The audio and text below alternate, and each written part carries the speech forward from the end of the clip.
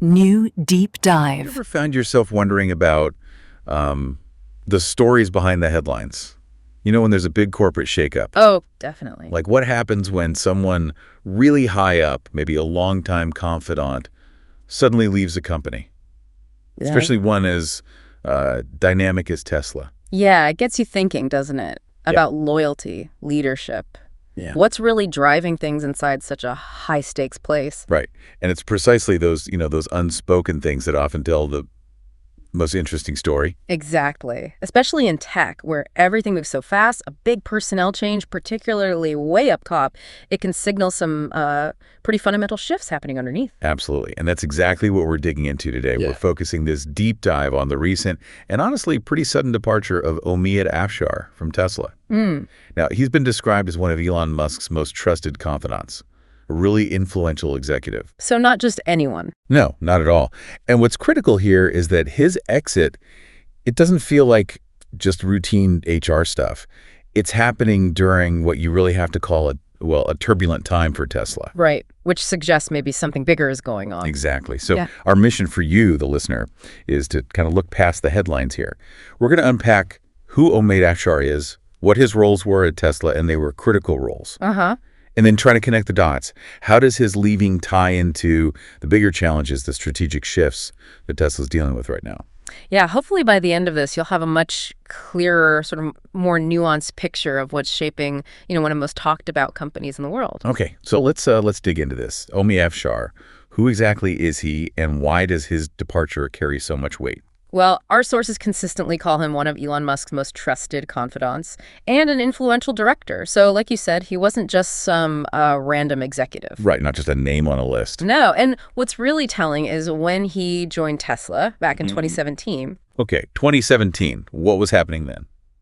That was right in the middle of the Model 3 production ramp-up, the really intense period. Yes. Production hell. Exactly. He actually said, and this is a quote, "I was with Elon almost every day during Model 3 hell." Wow. Model 3 hell. That phrase alone tells you a lot. It really does. It suggests it wasn't just a job for him. He mentioned it involved holidays, personal events. It points to this deep kind of personal immersion. He was right there, close to Musk, in the thick of the company's biggest struggles at the time. That really paints a picture.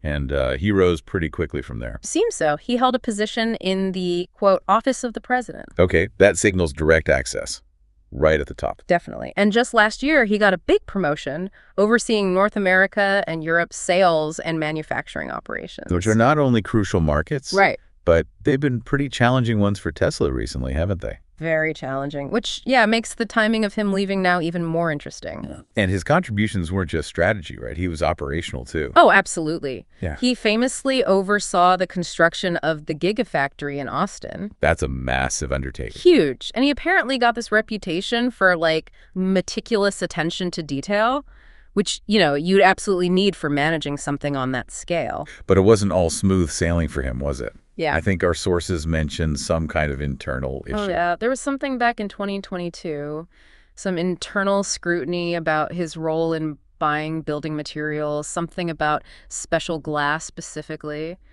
It apparently triggered an investigation. So he's seen the ups and downs from the inside, triumphs and internal challenges. Definitely seems that way. And it's also interesting, he wasn't just tied to Tesla. He actually did a brief stint over at SpaceX before coming back to Tesla. Okay, so really woven into the Musk ecosystem then, across different ventures. Exactly. Which just deepens that sense of connection, that loyalty. Which makes his exit feel even more, abrupt. Yeah. Almost jarring. Yeah, especially because apparently just earlier this week, he was still active on social media praising Tesla's robotaxi launch. Really? Wow. So it does seem very sudden. It makes you stop and think, okay, what could possibly lead to that kind of quick departure for someone so, embedded? Right.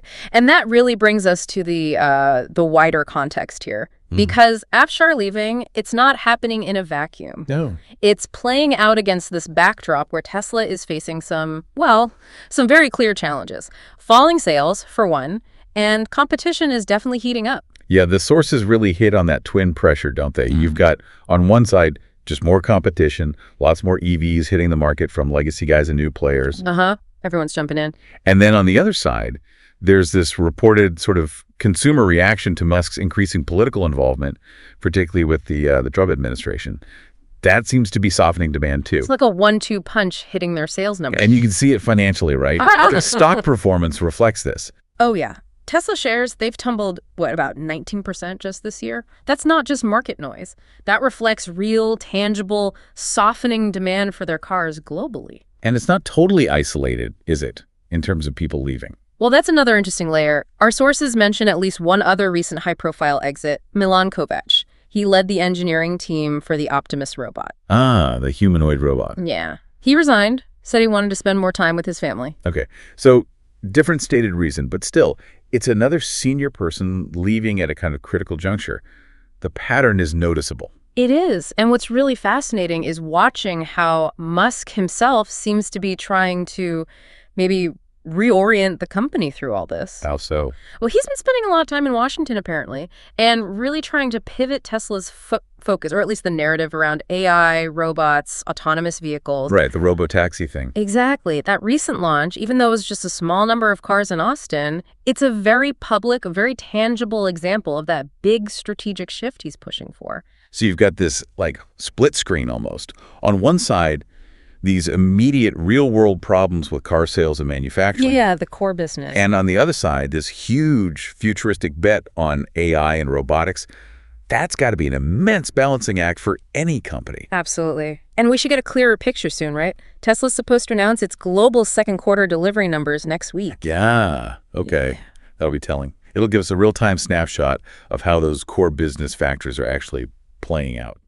And just one more detail that kind of adds to the whole mystery. What's that? Nobody's commenting. Not Afshar, not Musk, not Tesla itself. They didn't respond to requests for comment about his departure. That silence, especially these days, it speaks volumes, doesn't it?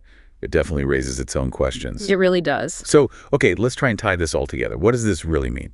For you, listening, trying to understand Tesla, the departure of someone like Omead Afshar, a confidant, deeply operational, there through thick and thin, leaving now during this really challenging, transformative time, it could signal some pretty fundamental shifts happening inside Tesla. Maybe in its direction, maybe just its internal dynamics. And you have to think about the operational impact, right? We mentioned he oversaw North America and Europe, sales and manufacturing. Crucial areas. And struggling areas. Exactly. So losing the director responsible for those specific parts of the business right now, that's not just losing a talented person. It could create a real leadership gap in the segments that, still pay the bills. It also throws that tension into sharp relief, doesn't it? Yeah. Between Musk's grand vision, the AI, the robots, the future. Yeah, the really ambitious stuff. And the immediate kind of gritty reality of selling cars and making them efficiently. Afshar was neck deep in that operational reality. Right. Well, Musk is clearly focused on the next big leap. So how does a company manage that? How do you survive today while you're trying to build tomorrow, especially when a key guy bridging that gap walks out? It makes you wonder, like you said, about what's not being said. Yeah. That lack of official comment. When a key player leaves during such a massive shift, you start to wonder about the internal narratives, the pressures maybe, that aren't making it into the press releases. Is it just, normal executive turnover? Or is it maybe a sign of internal friction during a really radical strategic pivot? It's a key question to ponder. So I think this deep dive really highlights a few critical things for us. Omead Afshar clearly played a really significant long-term operational role at Tesla. He saw them through some incredibly tough times early on. Absolutely. His departure lines up perfectly with Tesla facing these broader struggles in its core markets, falling sales, more competition. The timing is key. And maybe most revealingly, it's all happening while Musk is pushing this enormous, ambitious pivot towards AI and robotics, almost like shedding the skin of the old car company Tesla to become something else. So the final thought maybe to leave you with is this.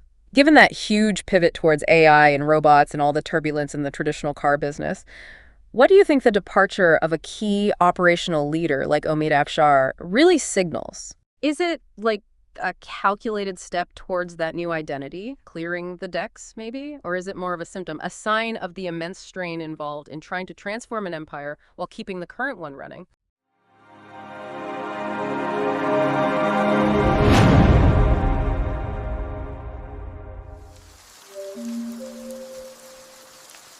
Subscribe.